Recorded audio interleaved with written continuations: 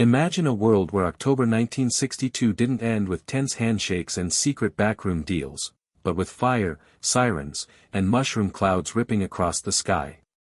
Imagine if Kennedy and Khrushchev, instead of backing down, pressed the button. Humanity stood on the edge of annihilation, but what if we actually fell? This isn't just an alternate history, this is the darkest timeline, where hesitation dies, where diplomacy fails, and where the Cold War turns hotter than the surface of the sun. In our history, Kennedy agreed to remove US missiles from Turkey, and Khrushchev pulled Soviet missiles out of Cuba. But let's flip the coin. Imagine, an American U-2 spy plane is shot down over Cuba. Kennedy's advisors scream for retaliation. In this version, Kennedy doesn't hesitate. He orders a massive airstrike to destroy Soviet missile sites. Now picture it, Soviet soldiers, cornered and terrified, launch a missile in retaliation. A nuclear warhead detonates over Guantanamo Bay. In less than 48 hours, both superpowers are locked into a chain reaction of escalating nuclear strikes. Washington, Moscow, London, Beijing, gone. The sky burns orange. Civilization as we know it, erased in days. First, the cities. The first wave targets capitals, military bases, and command centers. Millions vanish in seconds. New York evaporates. Moscow is reduced to ash. London's skyline becomes nothing but fire. The world's great powers cripple themselves in a single night. But here's the thing nobody talks about, the survivors. Those unlucky enough not to die instantly face a nightmare worse than death.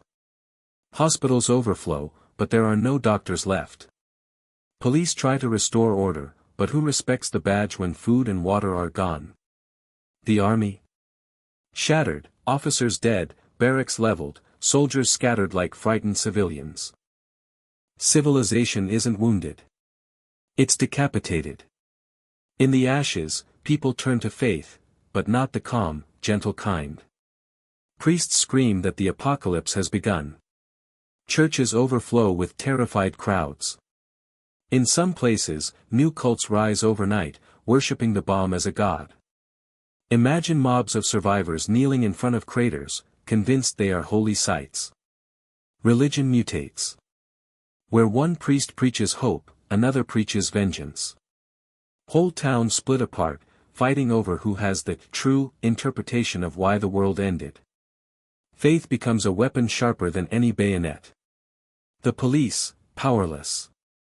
In every major city, the thin blue line snaps like glass. Looting, violence, and mob rule dominate. Entire neighborhoods become miniature war zones. And the army? Forget Hollywood fantasies of calm, disciplined soldiers. In reality, half the command structure is annihilated. The soldiers who survive are starving, irradiated, and furious. Some form rogue militias, hoarding supplies. Others desert entirely. You don't salute a flag when the flag is buried under radioactive ash. And in this chaos, new powers rise, local warlords, armed gangs, religious fanatics. They don't care about constitutions or laws. They care about food, fuel, and domination. And that's just the beginning. This is only the first week after the bombs. The old world is gone, forever. But what happens when survivors realize they're on their own? When governments collapse, and new powers rise from the ashes? The bombs stopped falling, but the nightmare had only begun. Picture it, the silence after the thunder. Skies are black with radioactive dust. The sun becomes a dull orange disk, hidden behind the clouds of death. The global temperature plummets. Crops wither in the fields. The great cities are corpses of concrete, glowing faintly at night. Now comes the real war, not between nations, but between survivors. When the grocery stores are burned to rubble, survival boils down to one thing: food. Families raid abandoned homes, stripping shelves bare. Cans of beans are worth more than gold. Bottled water? Priceless. The police are gone, the military fragmented. Whoever controls the food controls the people. And that's where the warlords rise. Armed with stolen weapons, they take over warehouses, farms, even hospitals. They don't need ideology. Their law is simple: obey or starve. Can you imagine your neighbor, the guy you once borrowed sugar from, now standing over you with a rifle, demanding your last loaf of bread? That's not a movie. That's what the nuclear apocalypse would force upon us. The old world governments are gone, but humans are tribal animals. Survivors gather into factions. The militias, ex-soldiers and armed civilians who declare themselves the new authorities. They wear scraps of uniforms, carry rusted rifles, and believe they're the last guardians of order. The faithful, cults that worship the bomb, claiming God chose them to inherit the earth. They roam the wastelands, recruiting desperate souls, promising salvation if you kneel, and death if you don't. The scavengers, packs of ruthless raiders who thrive on chaos. They hunt for weapons, drugs, and fuel. They don't want to rebuild, they want to dominate. The ghosts, the countless dying, sick with radiation, starving, too weak to fight. They wander like shadows, reminders that survival isn't guaranteed for anyone. The Cold War was fought with ideology. The nuclear aftermath? It's fought with hunger, bullets, and blind faith. The nuclear winter spreads across the globe. Temperatures fall. Harvests fail. Entire continents face starvation. Even the untouched rural areas turn into graveyards when no food can grow. Diseases rise from the rot.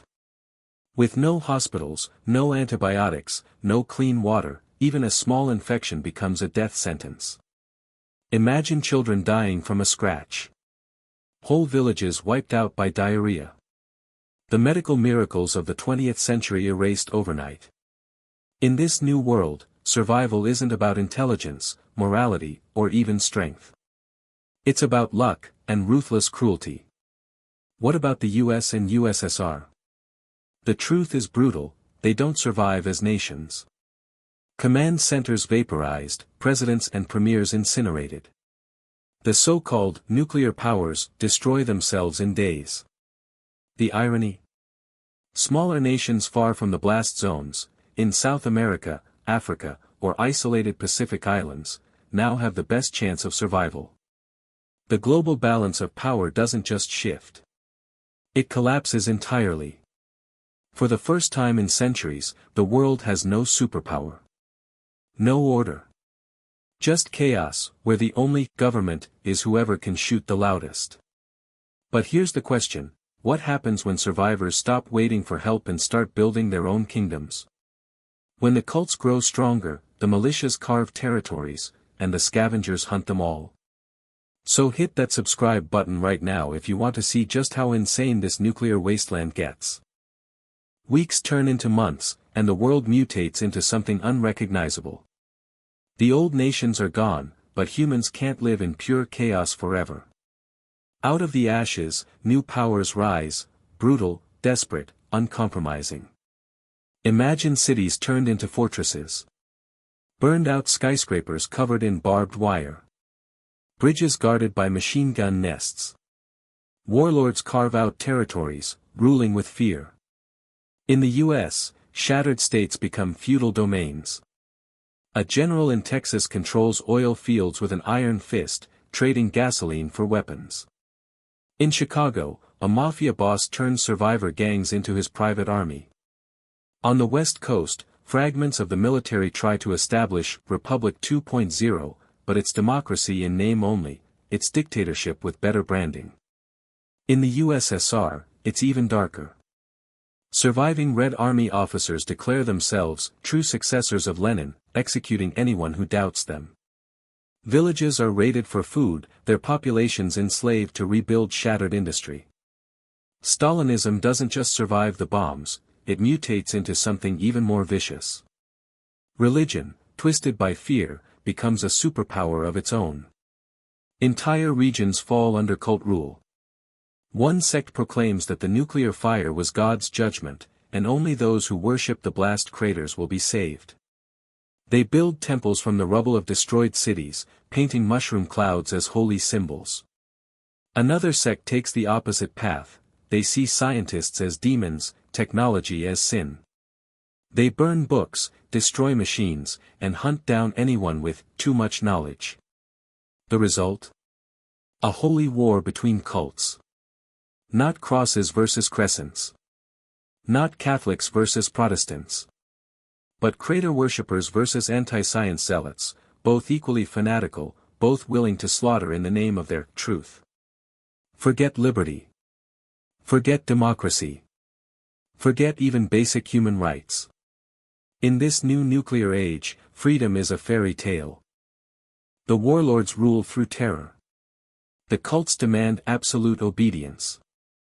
The militias patrol like secret police, executing dissenters in public squares. The average survivor doesn't dream of freedom. They dream of not being beaten for stealing a loaf of bread. They dream of living one more week. The irony? The Cold War was fought to defend freedom. But in this nuclear wasteland, freedom is the first casualty. When adults die by the millions, the survivors are kids. But in this world, kids don't play with toys. They carry rifles.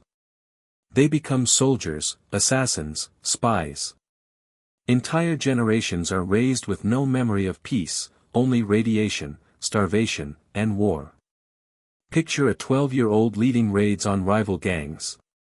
A 15-year-old commanding a cult militia. Children indoctrinated to worship the mushroom cloud as their god. Childhood doesn't just end early. It never exists at all. The 1960s promised a future of space travel and computers. But in this alternate world, technology dies with the cities. Satellites fall silent. Factories are rubble. Electricity is a luxury.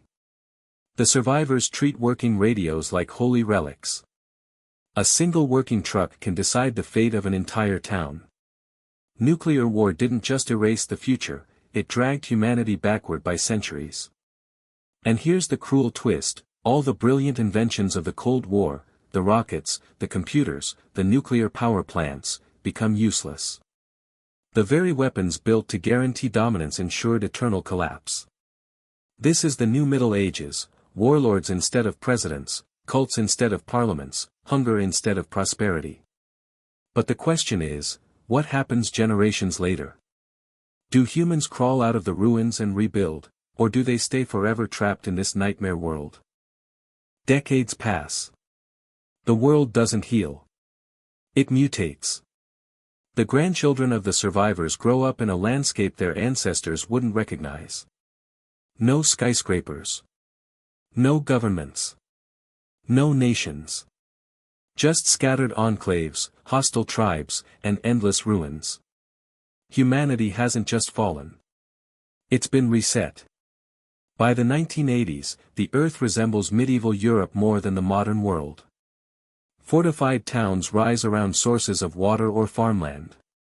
Trade happens not with money but with bullets, fuel, and canned food. Instead of kings crowned by God, warlords crown themselves with weapons. Instead of churches offering salvation, cults promise safety from invisible radiation spirits.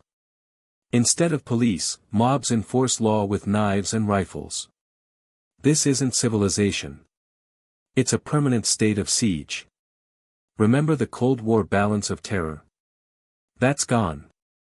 Now it's hot war, constant and unending. Town against town. Cult against militia. Raider bands against anyone too weak to defend themselves. The weapons may be old, but the hatred is fresh. Assault rifles rust, but machetes never jam. Humanity fights not for ideology anymore, but for water, for fuel, for the right to eat tonight. Imagine the world map, not neat lines of borders, but chaotic blotches of warlord domains, shifting every year as one gang slaughters another. Generations later, people barely remember the truth. The nuclear war becomes mythology. Some believe that sky fire was God's punishment for arrogance. Others believe America and Russia were mythical demons who destroyed the world. Children grow up thinking mushroom clouds were dragons that lived in the sky. History becomes legend. Legend becomes religion. Humanity forgets who they were, and believes they were always savages. Without industry, without science, humanity can't rebuild. The knowledge dies with the professors, engineers, and doctors vaporized in the first strikes. Books rot. Machines rust. The survivors worship relics without understanding them. A working Geiger counter. A holy artifact. A surviving jet fighter in a hangar. A metal beast guarded like a temple idol. Instead of rockets to the moon, the height of human ambition becomes repairing a single generator to light a village for one night. Progress doesn't just stop. It reverses, forever. The Cold War nuclear arms race was supposed to guarantee security. Instead, it guaranteed extinction. The leaders built bombs to keep peace through fear, and in this alternate world, their fear becomes prophecy. By the year 2000, there are no superpowers. No nations. No America, no Soviet Union. Just a shattered, starving planet, where the dream of modern civilization is nothing but dust in history's lungs. Humanity survives, yes, but it survives as something less. Not the architects of skyscrapers or spaceships, but scavengers, raiders, zealots, and slaves to their own myths. So what if the Cold War turned nuclear in 1962? The answer is simple: humanity wouldn't have a future. We'd still exist, but not as we are today. Not as dreamers, inventors, explorers. We'd exist as shadows, trapped forever in a self-inflicted dark age. And maybe that's the real horror, not that we'd die, but that we'd live on, as something far less than human. Now I want to hear from you. Drop a comment below. What's the next, what if, you want me to cover? The craziest idea might just be the next video.